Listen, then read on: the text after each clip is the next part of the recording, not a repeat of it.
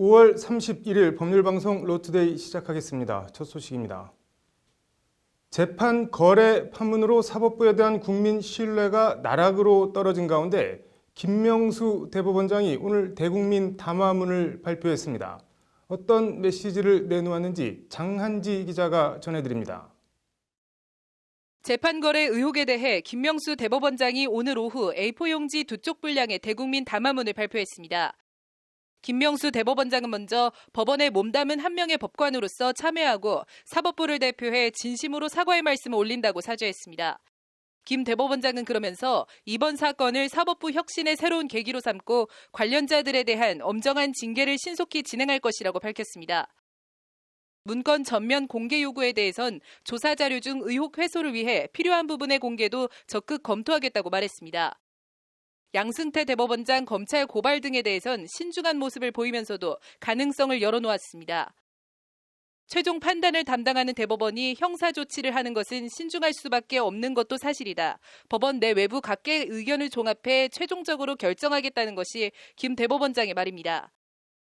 김 대법원장은 그러면서 관련자들에 대한 책임을 묻는 것과 별개로 사법행정권 남용을 방지할 제도적 장치를 서둘러 마련하겠다고 강조했습니다. 법률방송 장한지입니다. 네, 이번 재판 거래 의혹의 최종 정점인 양승태 전 대법원장 얘기 더 해보겠습니다. 로인사이드 장한지 기자 나와 있습니다. 장 기자. 일단 오늘 김 대법원장 담화문에서 구체적인 실명은 거론되지 않았죠? 네, 양승태 전 대법원장을 포함해서 실명은 단 한 명도 거론되지 않았는데요. 네. 관련자들이라는 표현이 오늘 김 대법원장의 워딩입니다. 네. 김 대법원장은 이들 관련자들에 대한 신속하고도 엄정한 징계를 진행할 것이라고 강조했습니다. 네, 김 대법원장 담화문과는 별개로 양승태 전 대법원장에 대한 고발장이 여럿 접수됐죠? 네, 오늘까지 접수된 것만 10건이 넘는다고 검찰은 밝혔는데요. 네. 민변과 재판거래 의혹 사건 피해자들의 집단 고발이 다음 주에도 있을 것으로 보여서 네. 양승태 전 대법원장에 대한 고발이 줄을 이을 것으로 보입니다. 네, 고발장을 받아든 검찰 어떤 입장인가요? 네, 일단 들여다보고 있지만 정식 수사 착수는 하지 않고 있는 그렇다고 수사를 안 하겠다 이런 확답은 없는 애매모호한 상황입니다. 네. 검찰 관계자의 말을 한번 들어보시죠. 네. 아직은 정해진 방침이 없습니다. 관련 자료 보고 있고 그런 상태고요. 고발이 있어야 우리 수사 착수한다. 이게 검찰 공식적인 입장도 아니에요. 결국 법원에서 고발장을 접수하느냐 마느냐가 검찰 수사 착수에 직접적인 영향을 미칠 것 같은데 어떤가요? 네, 그렇습니다. 일단 6월 4일에는 서울중앙지법과 가정법원, 인천지법 등에서 각급 판사회의가 열리고요. 네. 11일에는 상설화한 전국법관대표회의가 열립니다. 네. 관련해서 전국법관대표회의가 극히 일부만 공개된 재판거래 의혹 문건을 법원 내부 통신망에 전면 공개하느냐 마느냐를 놓고 지난 29일부터 비공개 찬반 투표를 벌이고 있습니다. 네. 오늘 밤 12시에 투표가 마감되는데요. 전면 공개로 결정이 날 경우 해당 내용이 어떤 식으로든 추가로 알려질 수밖에 없어서 네. 그 후폭풍은 상상 이상이 될 것이고요. 네. 양승태 전 대법원장 등에 대한 대법원의 수사 의뢰나 고발 압박도 강도가 한층 더 세질 것으로 보입니다. 네. 법원 바깥에서도 문건을 전면 공개하라는 압박이 세지고 있죠?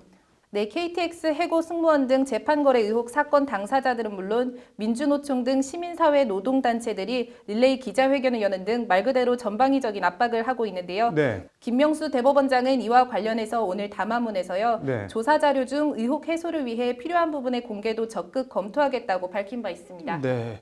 양승태 전 대법원장을 고발하려면 명분을 더 만들기 위해서라도 문건들을 추가 공개할 것 같은데 결과가 궁금하네요. 오늘 잘 들었습니다. 네, 다음 소식입니다. 국회의사당 100m 이내에서의 집회를 금지한 집회 및 시위에 관한 법률 집시법 해당 조항이 헌법에 어긋난다는 헌법재판소 결정이 나왔습니다. 그동안 1인 시위 정도에 머물렀던 국회 앞에서의 집회와 시위가 본물을 잃을 것으로 보입니다. 조현경 기자입니다. 전국 공무원 노동조합과 전교조 조합원 150여 명은 지난 2015년 5월 국회의사당 앞에서 공무원 연금 계약 저지 집회를 열었습니다. 현행 집시법은 국회의사당 100m 안에선 집회를 금지하고 있습니다. 집시법 위반 혐의로 기소된 A씨 등은 헌법재판소에 헌법 소환 심판을 청구했습니다. 국회는 국민의 여론 수렴 기관인데 아무런 예외도 두지 않고 국회의사당 100m 이내 집회를 전면 금지한 것은 과도한 기본권 침해라는 것이 A씨 등의 주장입니다. 헌재는 오늘 A씨 등이 낸 헌법 소원에 대해 재판관 9명 전원일치 의견으로 헌법 불합치 결정을 내렸습니다. 해당 조항은 국회의사당 인근에서 집회를 일괄적으로 금지하는 내용으로서 예외 없는 절대적인 집회 금지 장소를 설정한 것이다. 이는 국회의 헌법적 기능에 대한 보호의 필요성을 고려하더라도 평화적이고 정당한 집회까지 전면적으로 제한하는 지나친 규제라는 것이 헌재의 판단입니다. 사실 그동안 잘못돼도 한참 잘못 있었던 건 아닌가. 너무 국회의라는 곳에 이렇게 담장을 치고 그 스스로 갖다주는. 헌재는 다만 어떤 경우에 집회를 제한하고 어떤 경우에 허용할지는 입법자의 판단에 맡기는 것이 타당하다며 2019년 12월 31일까지 해당 조항을 개정하라고 주문했습니다. 이날까지 법 개정이 이루어지지 않을 경우 해당 조항은 효력을 자동 상실합니다. 헌재의 오늘 헌법 불합치 결정에 경찰은 국회의사당 앞 집회 허가에 대한 법리 검토를 해보겠다는 입장을 밝혔습니다. 헌재가 헌법에 위배된다고 결정한 만큼 국회 앞 집회는 이제 사실상 허용된 것이라는 분석입니다. 법률방송 조현경입니다. 민변이 고고도 미사일 방어 체계 사드가 경북 상주에 배치된 논의 과정 등을 공개하라면은 정보 공개 청구 소송에서 1심에 이어 오늘 항소심에서도 패소했습니다. 정보 공개를 통해 얻는 이익보다는 손상되는 국익이 훨씬 크다는 것이 법원 판결입니다. 김정래 기자가 재판에 다녀왔습니다. 민변이 공개를 요구한 사드 관련 정보는 크게 세 가지로 나뉩니다. 사드 배치 협의 한미 공동실무단 보고서, 부지 관련한 평가 결과 보고서, 사드 배치에 따른 군사적 효용성 등 이렇게 세 종류입니다. 사드가 어떤 경위로 경북 상주에 배치됐는지, 나아가 성능과 배치 목적 등을 들여다보겠다는 겁니다. 국방부의 정보 비공개는 국민의 알 권리를 명백히 침해한 것이고, 이 같은 비밀주의는 사드 배치에 대한 감시와 비판을 가로막는 것이라는 게 민변의 주장입니다. 1심 재판부는 그러나 민변의 청구를 기각하고 원고 패소 판결했습니다. 이를 공개할 경우 북한이나 제3국이 사드의 방어 범위와 능력, 배치 현황 등에 관한 정보를 구체적으로 얻게 된다. 문제가 된 보고서는 국가안보와 국방에 관한 정보로 공개될 경우 국가의 중대한 이익을 해칠 우려가 있다는 게 1심 재판부 판단입니다. 항소심 재판부도 오늘 1심 재판부와 마찬가지로 원고 패소 판결했습니다. 사드 배치 협의 때 작성된 한미 약정서 비공개는 정당하다는 것이 항소심 재판부 판단입니다. 잇따른 패소 결정에 민변은 판결문을 구체적으로 검토해 대법원 상고 여부를 결정하겠다는 입장을 밝혔습니다. 법률방송 김정래입니다. 오늘로 잡혀있던 이명박 전 대통령에 대한 재판이 이 전 대통령이 불출석 의사를 밝혔다가 재판부의 강경한 태도의 입장을 번복해 출석 의사를 밝히며 기일 연기를 요청. 재판은 일단 다음 달 4일로 미뤄졌습니다. 재판부를 못 믿겠다며 재판을 거부해 궐석 재판으로 진행되고 있는 박근혜 전 대통령의 경우와 이 전 대통령은 상황과 맥락이 어떻게 다른 걸까요? 박지민 기자가 심층 리포트로 분석해봤습니다. 지난 23일 110억 원대 뇌물 혐의 등으로 첫 재판을 받은 이명박 전 대통령은 비통한 심정으로 이 자리에 섰다며 혐의를 전면 부인합니다. 이후 28일 열린 두 번째 재판엔 재판부가 부를 때만 선별 출석하겠다며 건강 이상을 사유로 하는 불출석 사유서를 내고 재판에 나오지 않습니다. 이에 이 전 대통령 재판을 맡은 서울중앙지법 형사합의 27부 정계선 부장판사는 피고인이 출석할 필요가 있는지는 피고인 스스로 결정할 권한이 없다. 지난 재판에서 본 바는 출석하지 못할 정도의 건강 상태는 아니라고 보인다고 직격탄을 날립니다. 정계선 부장판사는 그러면서 피고인이 매 기일에 출석해야 할 필요가 있다고 보고 매 기일 출석을 명한다. 만일 피고인이 다시 불출석 사유서를 낸다면 출정 거부로 판단하고 형소법 규칙에 따라 필요한 절차를 밟겠다고 딱 잘라 말합니다. 박근혜 전 대통령의 경우엔 국정농단 항소심 재판과 국정원 특활비 상납 1심 재판 모두 출석을 거부하며 궐석 재판으로 진행되고 있습니다. 박근혜 전 대통령의 경우와는 좀 많이 달라 보이는 이명박 전 대통령 불출석에 대한 재판부의 강경한 태도 어떻게 봐야 할까요? 일단 형사소송법은 구속된 피고인이 정당한 사유 없이 출석을 거부하고 교도관에 의한 인치가 불가능하거나 현저히 곤란하다고 인정되는 때에는 피고인의 출석 없이 공판 절차를 진행할 수 있도록 하고 있습니다. 일단 박 전 대통령 재판부는 형소법이 규정한 인치가 현저히 곤란한 때라는 유권 해석을 구치소 측으로부터 받아놨을 거라는 분석입니다. 구치소의 교도관으로부터 보고서를 받아서 인치가 현저히 불가능하거나 곤란한 사정이 있다, 이런 보고서를 받아서 걸석 재판으로 진행한 거고요. 걸석 요건을 갖췄어요. 박 전 대통령으로선 나름 명분도 있습니다. 지난 10월 1차 구속기한이 연기될 때까지는 성실하게 재판에 빠지지 않고 참석했고 허리와 엉치 통증으로 병원 진료를 받는 등 건강에도 이상이 있습니다. 반면 이 전 대통령은 박 전 대통령과는 상황이 전혀 다릅니다. 이명박 전 대통령 같은 경우에는 그런 것과 상관없이 그냥 첫 길에 나와놓고 본인 그냥 건강이 그게 좋지 않다는 취지로 해서 그냥 나오지 않기 때문에 이명박 전 대통령이 재판에 나오지 않는 것은 실질적으로 명분이 사실은 없어요. 받는 혐의도 결과 성격이 다릅니다. 박 전 대통령의 경우 희대의 국정농단 사건이긴 하지만 개인 비리 성격은 상대적으로 엷습니다. 반면 이 전 대통령이 받는 혐의는 금품 수수나 횡령 당사자가 대부분 이 전 대통령 본인인 등 개인 비리 측면이 강합니다. 박근혜 전 대통령이 재판 거부하는 것은 명백하게 본인으로서는 어쨌든 사법부를 믿기 어렵다는 그런 명분이 있는 반면에 이 전 대통령과 박근혜 전 대통령은 상당히 다르다고만 그 전후 어떤 맥락과 어떤 이유는 실질적으로 상당히 차이가 있죠.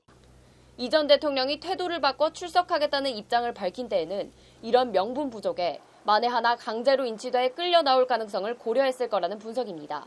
말 그대로 그냥 데리고 강제로 나와버리면 인치가 되는 겁니다. 그렇게 되면 이명박 대통령으로서는 강제 인치까지 되는 모습이 되니까 이제 보기가 아주 안 좋을 거고요. 이 전 대통령 재판부의 강경한 태도는 박 전 대통령 경우를 반면교사로 삼았다는 분석도 있습니다. 일단 한 번 불출석을 용인하면 계속 안 나오게 된다는 겁니다.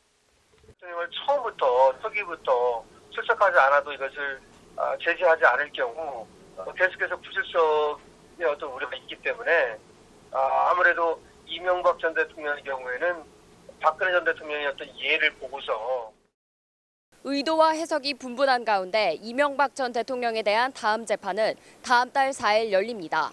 이날은 일단 이 전 대통령이 재판정에 모습을 나타낼 것으로 보이는데 이후에 어떤 입장과 태도를 보일지 재판부가 어떻게 대응할지 주목됩니다. 법률방송 박지민입니다. 6.13 지방선거 공식 선거운동이 오늘 시작됐습니다. 출마 후보자들의 경쟁이 치열한데 우리 공직선거법에 단수라는 단어가 나오는데 무슨 뜻인지 짐작하시겠습니까? 수돗물을 끊는 그 단수는 아닌 것 같고 단수, 복수할 때 단수인지 고단수 할 때 단수인지 아리송한데요. 법률 용어 이제는 바꾸자. 오늘은 단수라는 단어입니다. 신세아 기자입니다. 서울 강남거리 한복판에서 지방선거 출마자들이 뜨거운 선거운동을 벌이고 있습니다. 공직선거법과 직접적인 관계가 있는 출마 후보자들. 공직선거법에 나오는 단수라는 단어를 알고 있는지 물어봤습니다. 금시초문입니다. 예. 많이 쓰지는 않는 용어기는 합니다. 예, 단수라는 단어는 일상적인 단어로만 알고 있습니다. 특별하게 공직선거로 알고 있지는 않습니다. 공직선거법 제23조 3항입니다. 비례대표 자치구, 시, 군의원 정수는 자치구, 시, 군의원 정수의 100분의 10으로 한다. 이 경우 단수는 1로 본다고 되어 있습니다. 이 단수라는 단어는 공직선거법 제189조 6항, 7항 등 여러 곳에 등장합니다. 유권자인 시민들은 이 공직선거법에 나오는 단수의 뜻을 얼마나 알고 있을까요? 짐작했듯 아는 게 더 이상할 정도입니다. 숫자인데 글쎄요, 이게 뭐 짝수 올수는 아닌 것 같고 단수는 내가 잘 모르겠는데. 단수는 일단 한자로 보면 극단적이다 할 때 끝단자와 셀 숫자를 씁니다. 이어붙이면 끝수라는 뜻입니다. 법률적으로는 소수점 이하의 수를 지칭합니다. 따라서 시군구 의원 정수, 단수는 1로 본다는 조항은 인구로 나눈 의원 정수가 딱 떨어지지 않고 소수점으로 내려갈 때는 1로 본다는 내용입니다. 분명히 우리 공직선거법에 있는 단어, 하지만 포털 국어사전에 아무리 단수를 검색해봐도 단어가 나오질 않습니다. 심지어 한자 종주국 중국어 사전에도 안 나옵니다. 이는 단수가 전형적인 일본식 한자 조어이기 때문입니다. 일본어 사전에만 나오는 것도 그 때문입니다. 그러면 마무리수라고 그래야지 왜? 일본식도 우리가 내용이 있다면은 바꿔야 되지 않을까요? 또 젊은 세대들이 좀 더 이해할 수 있는. 법제처도 이 단수라는 단어를 정비 대상 용어로 지정을 해놓고 있긴 한데 문제는 순화해야 할 용어로 끝수를 제시하고 있다는 점입니다. 끝수도 결국 일본식 어투입니다. 일본식 표현을 정비한다며 또 다른 일본식 표현을 권고하고 있는 겁니다. 일본식 한자어 표현을 정비한다면서 일본식 한자어 표현을 권고하는 황당한 현실. 바꾸는 게 능사가 아니라 제대로 바꾸는 게 필요해 보입니다. 법률방송 법률용어 이제는 바꾸자 신세아입니다. 네, 이어서 법조계 소식 전해드리겠습니다. 박상기 법무부 장관과 김부겸 행안부 장관이 오늘 정부 서울청사에서 각종 불탈법 선거운동에 대해 정부 차원의 모든 역량을 총동원해 철저히 단속하겠다는 합동 대국민 담화문을 발표했습니다. 대한변호사협회가 세월호 참사 등 집단 재난 재해 현장에서 피해자 단체 결성과 배상 보상 등 현장 지원 시 필요한 사항이 담긴 집단 재난 현장 지원 변호사 업무 매뉴얼을 발간했습니다. 법무부가 오늘 전국 22개 출입국 기관장 등이 참석한 가운데 2018년도 출입국 기관장 및 해외 주재관 회의를 열고 단기 방문 외국인 체류지 신고 제도 도입 방안 등을 논의했습니다. 중앙행정심판위원회가 로스쿨 재학생을 대상으로 제3회 모의 행정심판 경연대회를 개최합니다. 다음 달 8일까지 중앙행심위 홈페이지를 통해 참가 신청하면 됩니다. 5월 31일 법률방송 로투데이 마치겠습니다. 시청해주셔서 감사합니다.